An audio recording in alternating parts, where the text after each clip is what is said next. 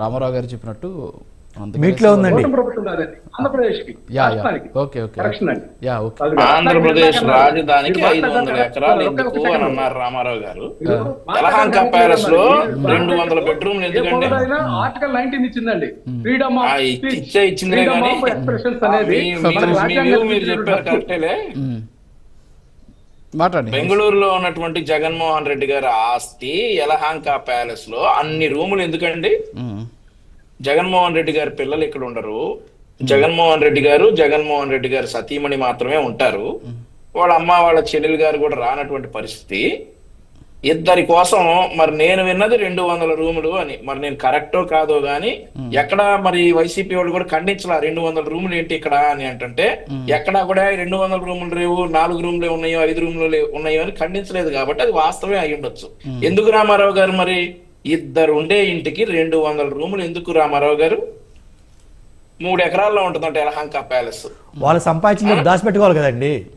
3 ఎకరాల్లో ఉంటుందంటే యలహంక ప్యాలెస్. మీరు ఆంధ్రప్రదేశ్ సార్ రామారావు గారు వైఎస్ఆర్ కాంగ్రెస్ పార్టీ నేతల పిల్లలకు కూడా ఇదే అమరావతి అండి.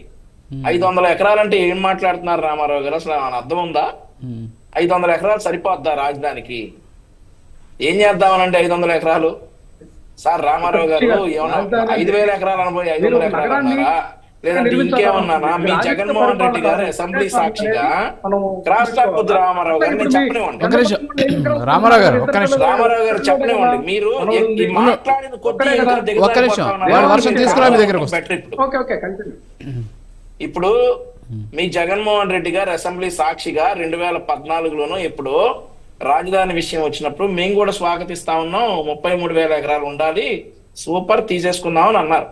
2019 వచ్చేటప్పటికి ఎన్నికల హామీల్లో ఇక్కడే జగన్ ఇల్లు కట్టుకుంటున్నాడు, రాజధానిలోని ఇల్లు కట్టుకుంటున్నాడు, రాజధాని వెళ్ళిపోదు అని చెప్పి తీసుకొచ్చినటువంటి పరిస్థితి. ఈ రోజు రామారావు గారు మీరు మరి వైసీపీ అధికార ప్రతినిధిగా 500 ఎకరాలు సరిపోయిద్ది రాజధానికి అని అన్నారు. అది మీ ఒపీనియనా, మీ పార్టీ ఒపీనియనా? రామారావు గారు మీ ఒపీనియనా, మీ పార్టీ ఒపీనియనా? ఇక్కడ ఒక అంశం మీరు కంప్లీట్ అయితే నేను మాట్లాడతా. ఓకే. సో రాజధాని మీద మరి రామారావు గారు చెప్పినట్లు 500 ఎకరాల అంశం, అలాగే ఇప్పుడు తీసుకున్నటువంటి 33,000 ఎకరాలు ప్లస్ తీసుకోబోయేటటువంటి 40,000 ఎకరాలే కాక ఇంకా ల్యాండ్ పూలింగ్ ఏదన్నా అవసరం అయితే కూడా తీసుకోవాల్సినటువంటి అవసరం ఏర్పడుతుందని చెప్పేసి నేను ఈ సభాముఖంగా ఈ డిబేట్ లో చెప్తా ఉన్నా. ఎందుకంటే ఈ రోజు హైదరాబాద్ 4 లక్షల ఎకరాల్లో విస్తీర్ణమై ఉంది, బెంగళూరు కూడా ఇంచుమించు అంతే ఉంది, చెన్నై కూడా అంతే ఉంది. మరి ఆంధ్రప్రదేశ్ రాష్ట్ర రాజధాని అమరావతి మాత్రం 33,000 ఎకరాలు ప్లస్ 40,000 ఎకరాలు. అంటే ఇక్కడ ఏంటంటే మీరు రాజధాని అంటే ఒక డెఫినేషన్ చెప్పాలి ఫస్ట్. రాజధాని అంటే బిల్డింగ్లు అనుకుంటున్నారు అందరూ, సో దానికి ఒక డెఫినేషన్ చెప్పండి మీరు ఫస్ట్. అవునండి, రాజధాని అంటే బిల్డింగ్లు మాత్రమే కాదు, ఒక ఆంధ్రప్రదేశ్ రాష్ట్రానికి పరిపాలన ఎక్కడి నుంచి చేస్తారు అనేటటువంటి ఒక అంశం ఏదైతే ఇప్పుడు అది సార్ మనం లండన్ వెళ్తా ఉన్నాం, యూకే యునైటెడ్ కింగ్డమ్ వెళ్తా ఉన్నాం, లండన్, ఆ తర్వాత ఇండియా వస్తున్నారంటారు న్యూఢిల్లీ, హైదరాబాద్ అంటారు తెలంగాణ అంటారు హైదరాబాద్. మరి రాష్ట్ర రాజధాని అంటే అమరావతికి ఈ 5 సంవత్సరాలు ఏం చెప్పగలిగాం సార్? అవును, ఈ 5 సంవత్సరాలు ఏం చెప్పలేకపోయాం. సో డెఫినేషన్ అని అడుగుతా ఉన్నారు. డెఫినెట్లీ ఆంధ్రప్రదేశ్ రాజధాని అమరావతి అని అంటే అన్ని ఉంటాయండి. ఇటు యూనివర్సిటీస్ ఉంటాయి, ఎడ్యుకేషన్ యూనివర్సిటీస్ ఉంటాయి, మెడికల్ మరి ఇప్పుడు హైదరాబాద్ ఎలా అయితే ఉందో ఫస్ట్ డిఫెన్స్, ఆ తర్వాత ఐటీ సెక్టర్, ఆ తర్వాత మెడికల్ హబ్, ఇప్పుడు pharma city and also future city. అలాగే వాళ్ళు ప్లానింగ్ గా వెళ్తా ఉన్నారు. ఇక ఆంధ్రప్రదేశ్ రాష్ట్ర ప్రజలకు మాత్రమే దక్కినటువంటి భాగ్యం ఏంటంటే మన రాజధాని మనమే నిర్మించుకోవటం. గతంలో వాళ్ళందరికీ కూడా ఆల్రెడీ నిర్మితం అయిపోయి ఉన్నాయి. ఈ ఫేజ్ లో మన రాజధాని ఆంధ్రప్రదేశ్ రాష్ట్ర రాజధానిని మనమే నిర్మించుకునేటటువంటి అద్భుతమైన అవకాశం ఇస్తే దాన్ని 5 సంవత్సరాలు వైసీపీ పాతరేసింది.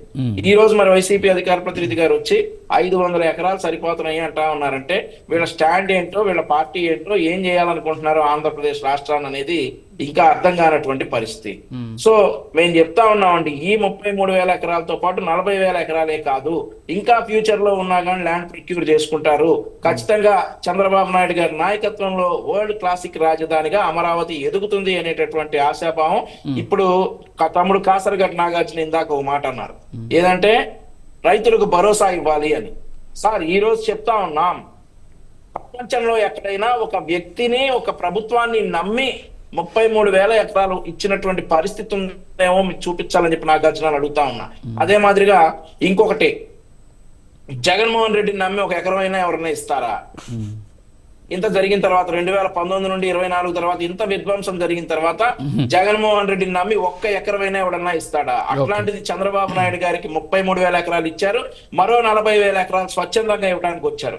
తమ్ముడు నాగార్జున ఇందాక ఇంకో మాట కూడా అన్నాడు, ఏమీ కట్టలేదు 5 సంవత్సరాల్లో ఆశించిన స్థాయిలో. మరి నాగార్జున ఆశించిన స్థాయిలో రాజధాని డెవలప్ అవ్వలేదేమో. సరే, అయితే ఇదే సందర్భంలో మా పార్టీలో ఉన్నప్పుడు గతంలో నాగార్జున ఇక్కడే 200 గజాల స్థలం కొంటున్నానన్నా, ఇల్లు కట్టేస్తానన్నాడు.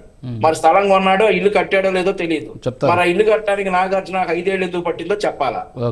ఒక్క 200 గజాల స్థలంలో నాగార్జున ఇల్లు కట్టడానికి 5 సంవత్సరాలు పడితే 33,000 ఎకరాల్లో నాగార్జున ఆశించినంత స్థాయిలో రాజధాని ఇంకా నిర్మితం కాలేదని నాగార్జున బాధపడతా ఉన్నాడు. సరే, అది అతని వ్యక్తిగతం.